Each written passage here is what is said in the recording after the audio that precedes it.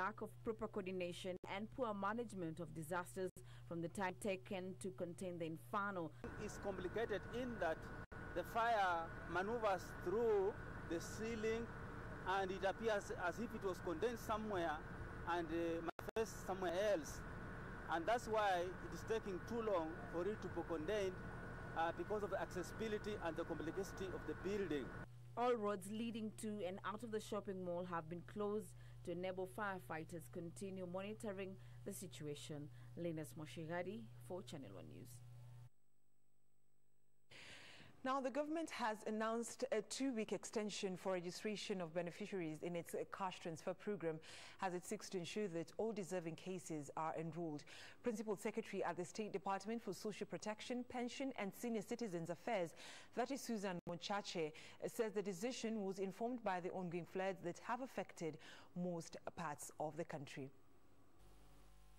It is an initiative that seeks to cushion old and the poor from the effects of poverty, with over 500,000 senior citizens having already enrolled with the program. Principal Secretary of the State Department for Social Protection, Pension and Senior Citizens Affairs, Susan Muchache, announcing a 2-week extension of registration that was supposed to come to a close on the 27th, advised by the ongoing rains. We have extended the registration. As you may have heard, yesterday the Cabinet Secretary extended this registration process to 18th of May. So we hope that by that time we should have the entire 500,000 into the system so that we can now be able to disburse money to the banks, and the banks can now be able to disburse the money to the accounts of the wazees who have now since been registered by the different banks. Muchache urging county coordinators and social development officers to take advantage of the extension to ensure all citizens aged 70 years and above are registered by their preferred payment service providers. She at the same time called on those with senior citizens who cannot make it to registration centers to accompany them to ensure that they are not left in the latest drive.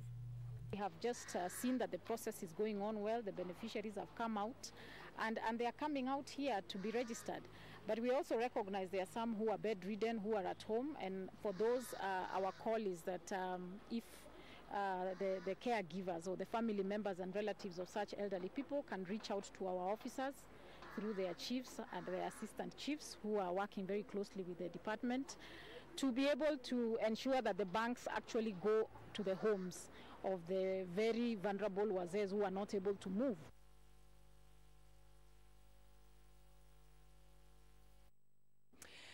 Now, we know the government has set up an interministerial task force to scrutinize and revise licenses for private companies authorized to place Kenyans in jobs abroad. Labour Cabinet Secretary Ukur Yatani says the drastic action was informed by complaints filed by Kenyans working in the Middle East of alleged mistreatment and torture by the employers. Bogus agencies have in the past been accused of luring desperate Kenyans with promises of well-paying jobs in the Middle East, only to offer them low-quality jobs. Statistics by the Kenya National Human Rights Commission indicate that over 10,000 Kenyans are estimated to work in the Middle East, with 80% of the number reporting alleged torture. Statistics that appear to have alarmed the government, with the Labour Cabinet Secretary Ukur Yatani saying that his office has shortlisted recognized agencies across all immigration offices to provide counter checks before any worker is allowed to leave the country. We've come up with a very elaborate arrangements by having an inter-ministerial with a lot of security background checks to ensure that the recruitment agents have been duly vetted and are recognized. After that, we give them a license and actually certificates. Their names are recorded and also supplied not only to the embassies in the Middle East based in Kenya, but also to embassies and recruitment agents in the government of those Middle East countries. Meanwhile, Yatani has challenged county administrations to invest in technical institutions to ensure steady supply of a skilled workforce. County governments are actually the hub for growth in this country. There's a lot of construction going on in those areas. We really want to appeal to them to make provision in their budgets. Juni Karisa from Mombasa County. All right, now we cross over to political matters where Wiper Party leader Kalonzo Musyoka has backed opposition leader Raila Odinga's proposal for the review of the constitution. The former vice president says the country should consider adopting the model that has been proposed in the Bomas draft. Now, Kalonzo appears to be breaking ranks with former NASA principals Moses Wetangula and Musalia Mudavadi over their stand to oppose any changes to the constitution. Days after opposition leader Raila Odinga proposed change of structure of the current system of governance, Wiper leader Kalonzo Musyoka has backed the endeavor. Kalonzo says the current constitution needs to be reviewed to address gaping deficiencies. That bridge building team will have come a cropper, according to me, if they don't come up with proposals on the amendment of Constitution 2010. Because that is where they can build inclusivity. In the meantime, should it be that there will be people joining government in terms of what the handshake between Uhuru and Raila did, I think every community in this country must be included. Kalonzo, who was speaking during his party's retreat in Naivasha, however, proposes assimilation of key features of the Bomas draft. We need to come out strong on what I call the Bomas draft constitution. That is where the rain started beating us. If people have to bring in the parliamentary initiative, amend the constitution, in my view, my considered view, they should take into account the Bomas draft. This endorsement comes at a time when NASA co-principals Musalia Mudavadi and Moses Wetangula have broke ranks with Odinga, dismissing calls for changes to the constitution. This opposition is gathering momentum, and the latest to dismiss attempts to alter the constitution is Kajiado Governor Joseph Odelenku. Lenku says the existing structure needs to be strengthened, given that it is already transforming the lives of citizens. I completely disagree with former Prime Minister for a third tier. Absolutely not. Let us nurture the two-tier government. Let us strengthen devolution.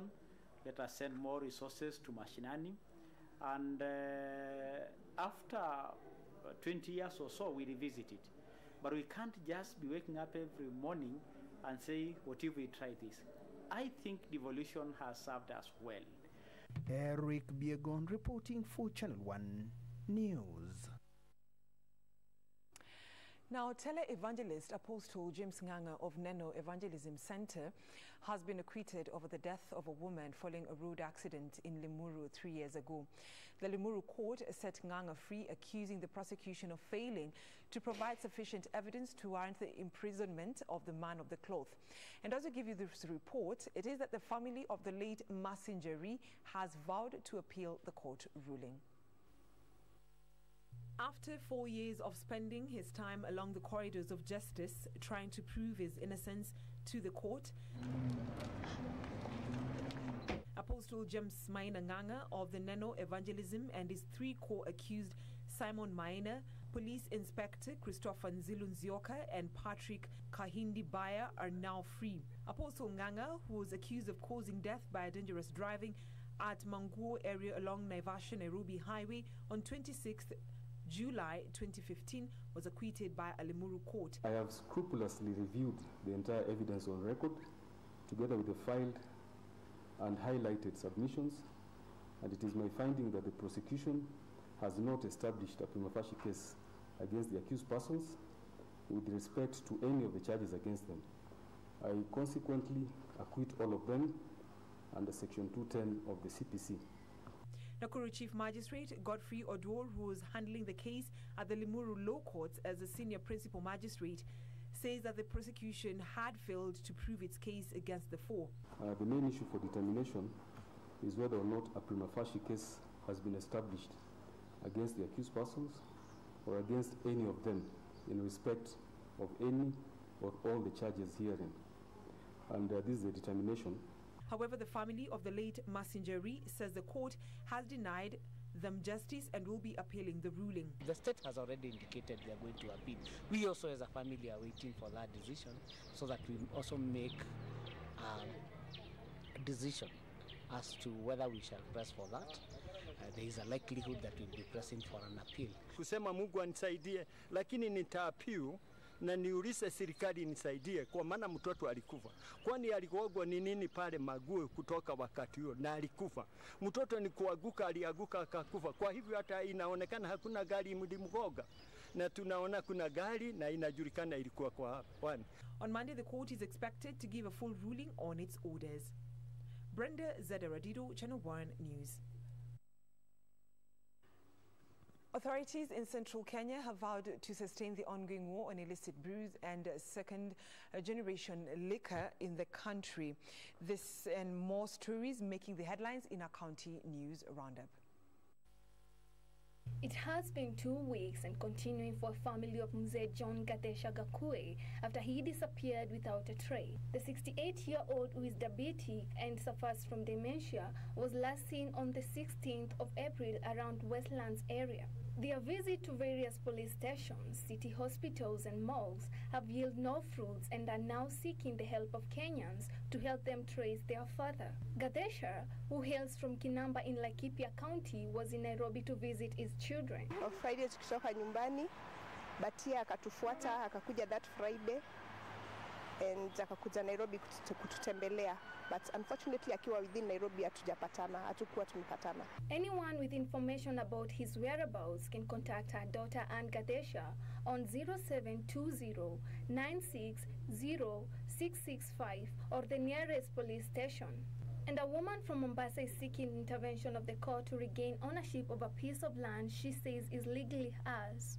Testifying before Justice Charles Yano, Margaret Kamena Mulwa said she completed purchase of a 2-acre piece of land in Diani, Kwale County in 1997 from Mariam Hamisi Moncheni at 800,000 shillings. Hearings of the case will resume on May 23rd this year. Meanwhile, it has been a steady endeavor of authorities in central Kenya in their quest to rid the region of illicit brews. Regional Commissioner William Jenga says that tremendous progress has been made since the war started. Jenga maintains that the onslaught will be sustained to ensure the vice that was not only a threat to the customer's health but also to the national development will completely be eradicated. And as the rain continues to cause havoc, Nandi County government has been forced to review its roads maintenance activities. Governor Stephen Sang has suspended all ongoing road works for a period of 2 weeks, saying the heavy rains have made it impossible to continue improving and maintaining the road infrastructure. I do hereby suspend all the ongoing works for a period of 2 weeks. This is because of the heavy rains that have made our work impossible in terms of maintaining our road infrastructure. Elsewhere, over 1,000 people from poor backgrounds in Nairobi South B Estate were a happy lot after Starehe Member of Parliament Charles Jaguar paid their NHIF premiums. Jaguar promised to work with the national and county government to ensure that all Kenyans, irrespective of their social and economic backgrounds, receive quality and affordable medical care. Finally, the national government, in partnership with the World Bank, has launched a 100 billion shillings project aimed at enhancing capacity of 10 arid and semi-arid counties in northern Kenya. The project seeks to ensure access to off-grid solar, smart agriculture, water and sanitation, as well as infrastructure and development within the vast region. The initiative we are launching today is very much aligned with Kenya's Big Four agenda. By opening up needy counties, we will enhance food security, we will inch closer to achieving universal health care, provide affordable housing, and open opportunities for manufacturing.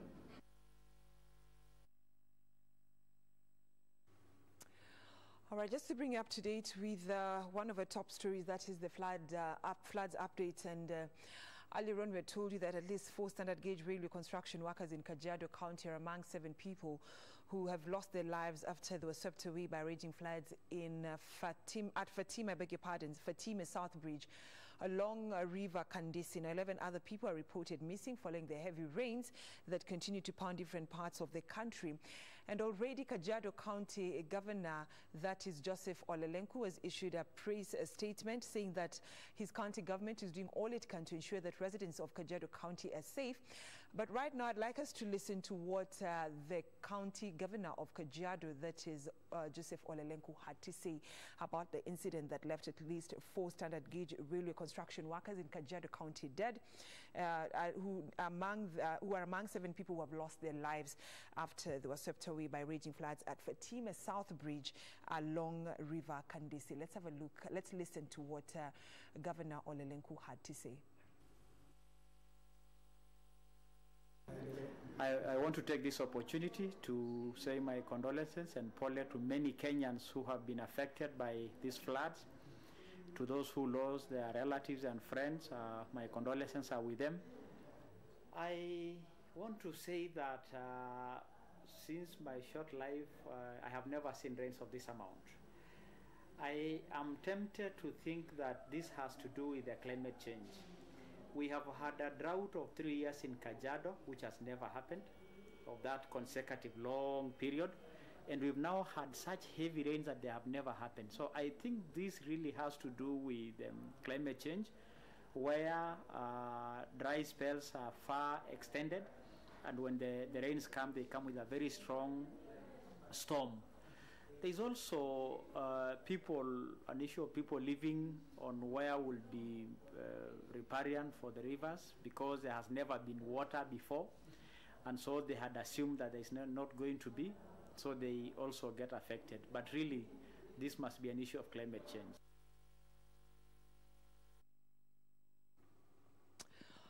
All right, that is a developing story, and of course we shall continue bringing you up to date when we get the latest information, even as the Kenyans continue to count losses because of the raging floods that continue to, the heavy rains that continue to pound different parts of our country. But for now, it is 26 minutes past 9 p.m. here on Channel 1 News Our Weekend. Allow me to take a short breather, but don't go away, because when we come back, I shall be speaking to a poet who is also a law student at the University of Nairobi. So she shall be talking to us about poetry. All that after the short break. And of course, later on, we shall be having business and sports with my colleague, Richard Munga.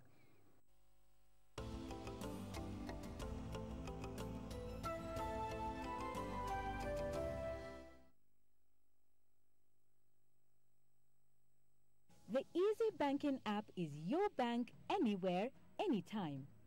Everything you do at the bank is on Easy Banking app.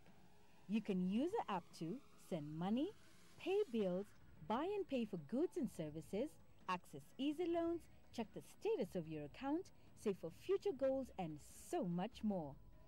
And now you can enjoy an even better banking experience with the just updated Easy Banking app. Loaded with a great suite of powerful features, so you're always in control of your banking lifestyle wherever you are. Download the Easy Banking app from Google Play Store or App Store and link your Equity Bank account. If you do not have an Equity Bank account, open one hapo from the app. Easy Banking. Experience convenience in life. Je, waweza fanya nini kwa dakika 4? Unaweza piga chef? Waweza pika ugali? Labda waweza fua nguo? Ama unaweza tengeneza milioni 30?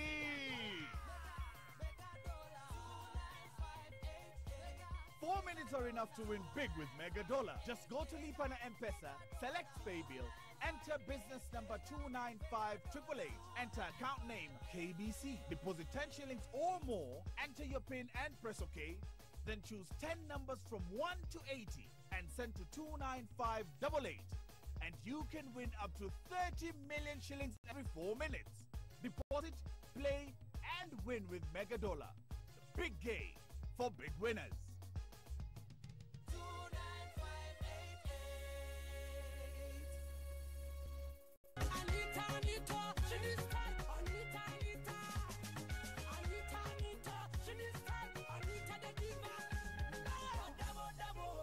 Mzima Wanjoma dongo mirwa koreko bunda ile show kubwa East Africa. Top Mashariki, just ring the alarm. I may say ring it like so. Top Mashariki.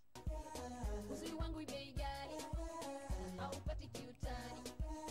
Uzuri wangu nyumbani. Ananipa burudani.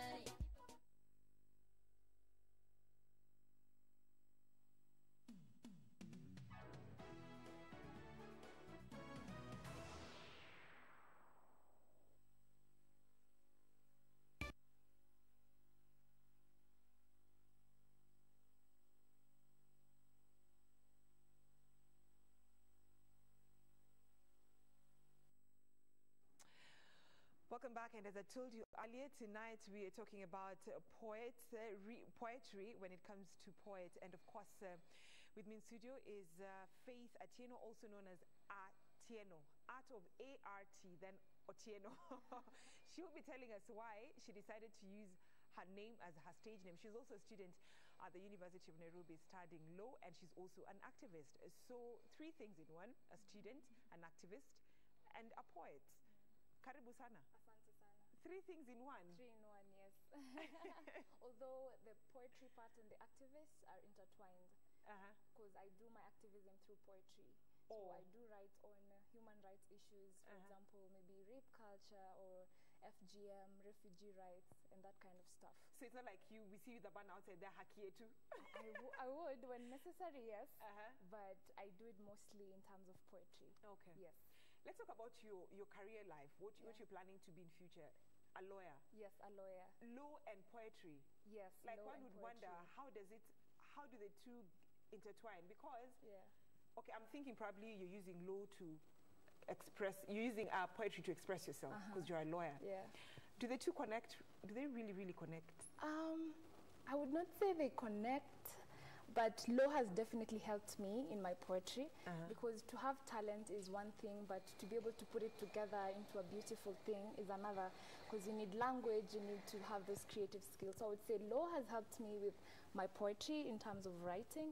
I don't know if they're connected, but it really doesn't matter. So now in future when you see you at the courts, at the corridors of justice, your honor, now it's me. Like, yeah. So you use poetry to actually talk about human rights. I would, absolutely. I would, yes. And what law are you doing? Are you doing human rights law? Are you doing... For now, undergrad, you do everything, all kinds of law. Specificity will come later, but for now, we just do everything. Yeah. Okay. We do everything. Are you a second year, first year? Third year right a third year now. student. Yes. So you still... Okay, let me know, so you still have a long way to go, because it's not a long way to go, actually. Not really, it's not a long way to go. Yeah. But what made you to be a poet? Like, why did you say to be a poet? I think growing up, there are so many things I never said until I started poetry last year, by the way, around April. So around that time, I just felt like it's time I just speak up. I don't know how it came, but I just remember I was in my room watching a poet speak, and after I was done, I was like, I have to write something. And from there, the rest has just been, gracious. So I think it's just my way of speaking. I'm not very good at conversations, but when it comes to poetry, it just flows. You speak your... whatever, I speak my heart, yes. Okay. Yeah. Okay. But how long does it take for one to write a poem? A piece. For me, my best pieces have taken like a month. To write one piece? Yes. A month? Like my best pieces. But it would even take a day, like under pressure, when someone requires me to write on something, even a day I'll be done. So how many pieces do you have as we speak? I would say probably like 10 pieces. 10? Yeah. So it took you have 10 pieces, one piece takes a month, so probably you have like 10 pieces. Okay. You have, one piece takes a month, so it took 10 months to write 10 pieces. No, you can't say that. So what I do is this, after I come up with a piece, I keep developing it. I would perform it, like I could perform it today, but then tomorrow when I go back, there are some things I edit and make it better and better. So the next time you hear the same poem, it'll be like, yeah, that's so you keep on changing it. Yeah. Okay, give me a sample of a piece that your favorite piece that you've written. My favorite piece. Yeah. All right. The camera on my right should be your camera. Okay. Yes. My relationship with silence is a forced marriage, where the man and wife grew to love each other eventually. I don't know whether to call that true or circumstantial love, but I do know that silence is the most handsome man I've ever met. When we're together, even random people say, silence is gold. To which I reply, yes, he is the best word never spoken. How we met, I really don't know, but perhaps we played a game of hide and seek where the lucky bodies of all those who dared to speak up would always be found lifeless. Joseph Masha, Dennis Otieno, John Kitui, or perhaps we played a game of memories where I could only remember the names of these three, yet the blood of thousands of brave souls such as this still cry out for justice. Or perhaps we played a bloody game where they would cut off our tongues, then make us look for our voices. Or perhaps we played the Hunger Games where we learned how to swallow our own words because although the truth hurts, saying it kills. Francis Nyaruri, Samuel Nduati, Will, I'm sorry. Do you even know these people? Maybe you should. It is very natural for history to repeat itself, you know. Which makes me think perhaps we played too much poker in clubs where whenever we spoke the truth too loud, they would show us spades. Spades, the spades they used to fill up sand into our graves when our bodies will be found lifeless. Or perhaps whenever we spoke our minds, they would show us hearts. All the hearts that stopped beating for trying to be transparent.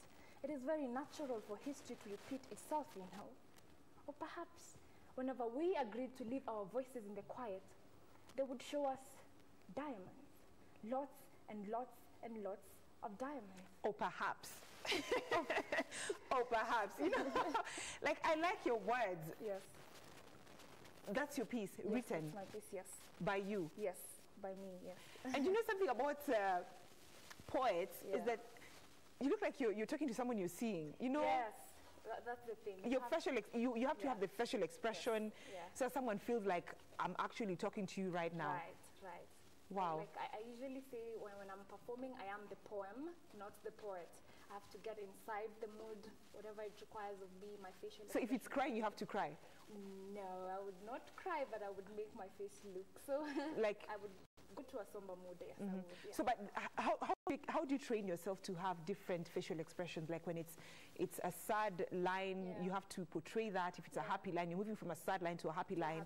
Like how do you train yourself to have different facial expressions? In terms of facial expressions, I think just being in the moment, yeah? Don't let it pass away. If I'm talking about something very emotional, I need to be at that place. Yeah, like the line you're saying, you're mentioning three gentlemen, and you're like, okay, perhaps you don't even know them. Perhaps, yeah. And I'm wondering, then again from there, your facial expression goes to you're very serious, then again you have that light moment.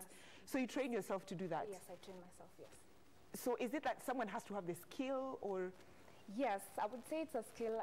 If I compare how I was before and how I am now, it's definitely a big improvement.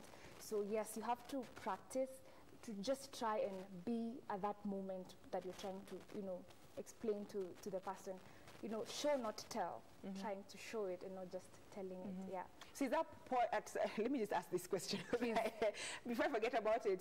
Is that point as a poet, when you're doing poetry, is that point where you find yourself sort of like bringing music in, like you sing? The other people who do, I have not embraced it yet. So what's your style? My style is just what I have done. I just speak.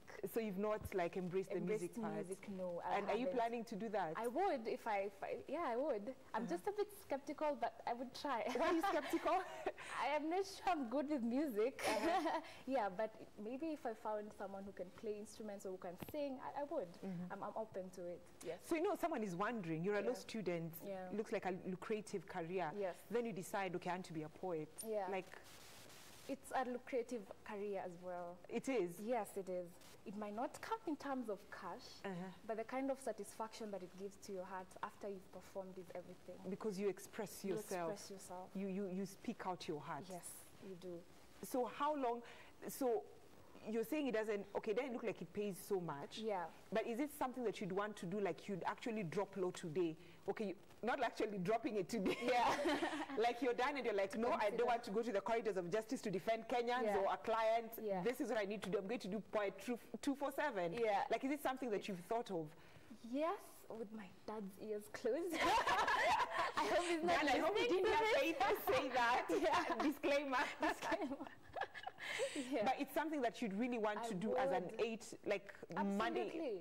Yeah, every day. It's something that I love. Writing, performing, it brings so much satisfaction So do you get support from your family? Absolutely, they do. They support me so much. But they're not of this idea of wacha kuwa wakili anza kuongea maneno ya poems. No, we shouldn't do that. Yeah.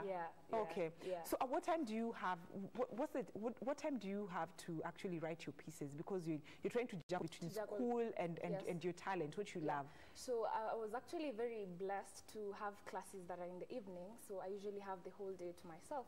So what I do is I do half day my creative work, and the other half day I do my school work. So I would probably like wake up at 8 to around 12, do something. Then from around 1 till the night, I'm doing my schoolwork. Wow. Yes. So your people out there, if you're thinking about poetry, education comes first. Yes, please. As you try and do your poetry, Yes, absolutely. Now, you're doing poetry, it's something that you love. Have you ever performed somewhere? Like you've been called to perform and you've been paid? Yes, I have. I have performed at the human rights event I was talking about. They're organized by Amnesty International. They have paid. I have gone to a project called the Madari Project. I have been paid there as well. So you're a brand. Yes, I am. Yes, I am. You are a brand. Yes. So how do you maintain your brand? How do I maintain? I think content. The content of my pieces are my brand. What I speak, And if you ask me what content is, I would say that which is in your heart. And in my heart, I know there's Christ in there. So Christ is the one who determines what I write and how I write it. I would not really stand at a place and say that these are my own things. I just sit down, I'm so good. I wouldn't say that. Just from there. Okay. So that's my brand. Like when you even take Coca-Cola, it's Coca-Cola because of what's inside the bottle, not the bottle itself. So people take you because of your content. So you give us your one of your pieces. Yes. So 9 remaining. Because you have 10 pieces. 9 remaining. 9 remaining. Yes. I mean, give me one more piece. One more piece. Okay. Our neighborhoods are so safe that we forgot bodies still have insecurities, and I know I promised I would not do faces and bodies in this one, but how fashionable it is to be associated with perfection than humanity, that it's easier to hide melanin than show weakness. No one ever talks about the days they look in the mirror and the person on the other side looks like someone they don't like. No one ever talks about the days the phrase true beauty lies in the inside. Sounds more like I could swallow some bleaching tablets here and use some implants for there. No one ever talks about how beauty to them is like tragedy, such that it only belongs to other people. Instead, bodies have become similes. All they do is compare themselves with others. See, this morning, I looked at the colors of the rainbow and I still can't find mine. In fact, only the moon looked anything like me. You know, sometimes I wonder whether the moon wishes he were the sun. Sometimes I wonder whether beauty is only defined by the suns. You see, isn't it easy to say beauty lies in the eyes of the beholder until it is time to actually be the beholder? Beauty lies in the eyes of the beholder until it is time to actually be the beholder. Wow. From your poet, it looks like you're talking about women who are not satisfied with their body. With their bodies or with their skin colors. Wow. Yes. Wow, that's really nice. Yes. We've run out of time because I need to pay for my colleague who's coming up next, Regina Manyar, who's coming up next with business. Your last word in a minute to young people outside there who have a lot of talent and they really don't want to let it out in their students. Your last word. Your camera is still the same one. Okay. Yeah. I would say to you guys that if you believe in what you have, just let it come out. Invest more in the content that you have. Just like I've said, your content is very important. Let people know you by what you can do. And also come out. Let people know what you can do. I would even talk about PAL, Poetry After Lunch, that happens every Thursday from 2:30 p.m. to 5 p.m. at the Kenya National Theatre. You could come there, showcase your talent. That's why I'm here myself. I've grown by being there. So you guys are welcome. Wow, even as you're giving your parting shot, I feel like you're performing? You're performing. Oh, wow. I feel like you're performing. I think it's just in you, seriously. Thank you so much, Faith.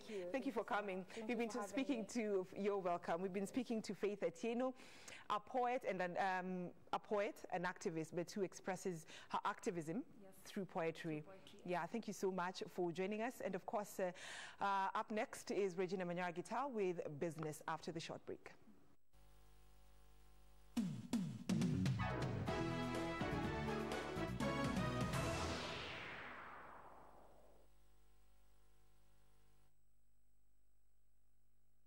Every 4 minutes is a chance for you to win big with Mega Dollar. Just go to Lipa na M-Pesa, enter paybill number 295888, account name KBC, and amount from 10 shillings or more. Then select your 10 numbers from 1 to 80 and send to 29588. You can win up to 30 million shillings. Start playing now and win.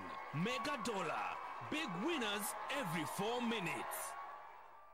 Tarehe ni 12 mwezi Mei mwaka huu katika ukumbi wa Carnival. KBC Radio Taifa inakuletea Pwani Night. Pata raha kwa miziki ya kipwani. Karembo, karembo, karembo, karembo. Kipenzi, nakuona kama zawadi. Vyakula vya kipwani na msisimko wa kipekee. Ungana na watangazaji wote wa Radio Taifa katika tamasha hili la kukata na shoka. Pwani Night, mambo kipwani pwani, fika mwenyewe, usingojee kuhadithiwa.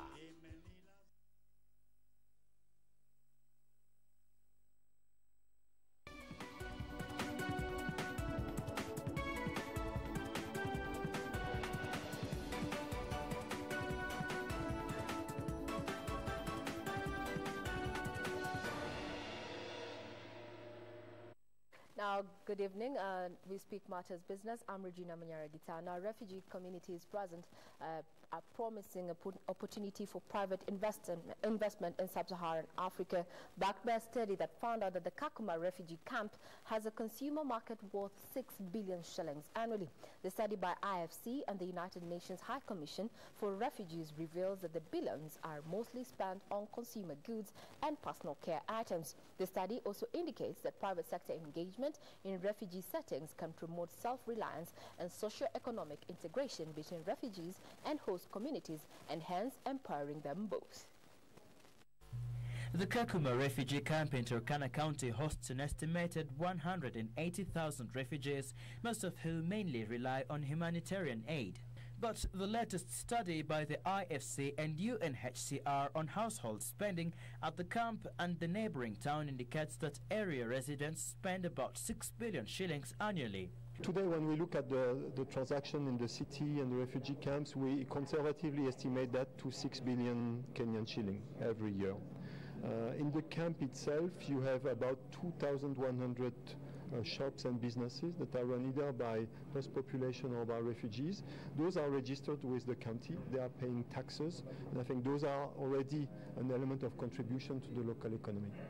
This, according to the UNHCR, presents a huge market for private sector to invest in services such as healthcare, energy and education, which would offer more choices as well as strengthen self-reliance among the refugee community. In addition, 70% of refugees own mobile phones, thus making it an attractive market for mobile banking. We are collecting quite a bit of resources on the accounts that refugees have, but we cannot lend them money because of the risk that exists. So one of the things is how do we mobilize resources to reduce the risk for these banks, and how do we also attract other businesses to provide electricity, to provide various other services that refugees require. So there are businesses that are there. How do you provide support to them? The market study that was done by AFC helps buttress the fact that indeed there's a huge potential for doing business there for the private sector. And as it contains statistics about the businesses, the potentialities, but also the deficiencies within the system in terms of business skill sets, in terms of infrastructure, in terms of the policy framework. The study recommends that the government should upgrade business infrastructure in refugee camps that have potential to generate additional jobs as well as revenue for the government. The study found that the camp, which is home to about 180,000 refugees, has a vibrant informal private sector highlighted by more than 2,000 shops in Kakuma refugee camp operated by refugees and Kenyans. At least 4 people are being held by the law enforcement agents in connection with counterfeit products worth 25 million shillings nabbed at the by the Anti-Counterfeit Agency at the Embakasi Inland Container Depot. Among the contraband goods were 31,000 dosages of fake Postino-2 contraceptives, electronics and handbags. Trade and Industry Cooperatives Cabinet Secretary Aidan Mohammed says the state has enhanced measures to curb illicit trade that has seen the country lose billions of shillings in revenue. Officials said these 5 containers arrived through the port of Mombasa last week and were ferried via the SGR to the Inland Container Depot in Nairobi for clearance. However, routine custom checks revealed something amiss as the original brand owners denied ownership of the consignment, raising suspicion. These goods that are worth 25 million Kenya shillings that have been captured here will all be destroyed, and the perpetrators will be charged, and we will follow them through to the end in terms of confiscating some of their assets, bank accounts, and will go through to the end, to the court process, to make sure that they do not do this kind of business again. Inside the containers were 31,000 pieces of the fake famous female contraceptives Postina-2, 4,000 pieces of electronics of leading brands, and 951 Gucci handbags. The goods are said to have originated from China and shipped to Kenya via Dubai. This is something that we will also work together in collaboration with the government of China to make sure that we can take this battle to the source where these goods are shipped from when they are destined here. 4 people were questioned in connection with the contrabands as investigations continue. Primarily, we have identified 4 agents who are deemed as owners under the Act, whom we are going to arrest. We know them, some of them are here, but we are still continuing with the investigations because there are other people. One container has many people who constructed their containers, and we have the documentation we are going to go through to add to the number of 4 that we already have. A 200 million shilling facility is being constructed at the port of Mombasa to destroy fake products, with another expected to be set up at the Inland Container Depot in Nairobi. This is deemed as outside of Kenya, and any goods that are of illicit nature or contraband, counterfeits, will be destroyed within the port.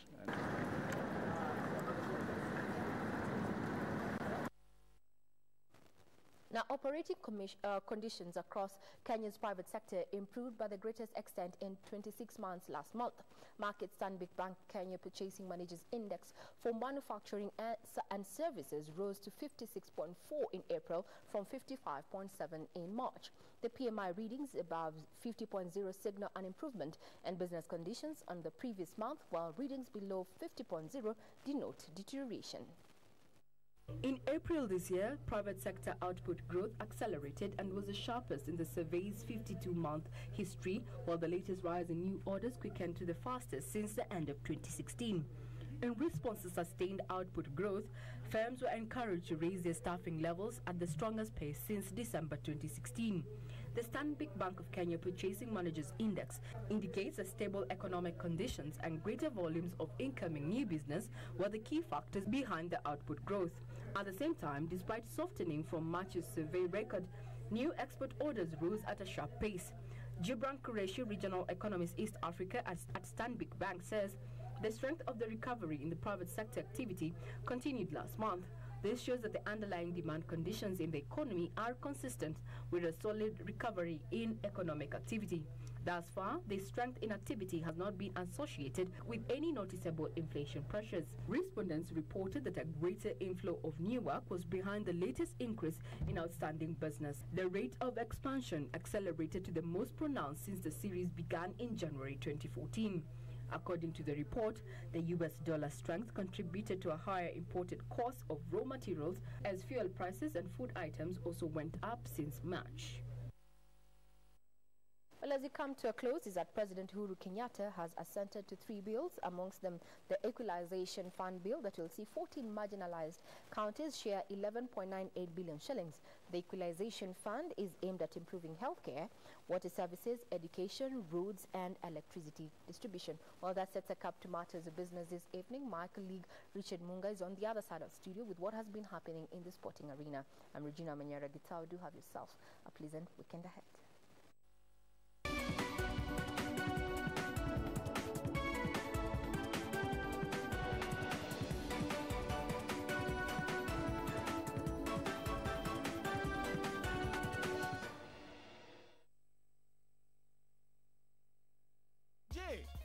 Unafanya nini kwa dakika 4? Unaweza piga chef? Waweza pika ugali? Labda waweza fua nguo? Ama unaweza tengeneza milioni 30. 4 minutes are enough to win big with Mega Dollar. Just go to Lipa na M-Pesa, select Pay Bill, enter business number 295888, enter account name KBC, deposit 10 shillings or more, enter your PIN and press OK, then choose 10 numbers from 1 to 80 and send to 29588. And you can win up to 30 million shillings every 4 minutes. Deposit, play, and win with Mega Dollar. The big game for big winners.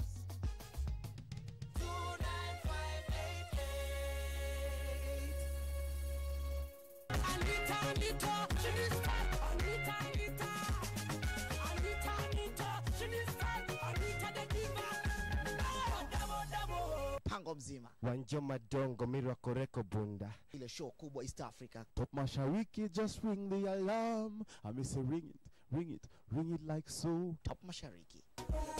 Uzuri wangu bei ghali, haupati kiutani.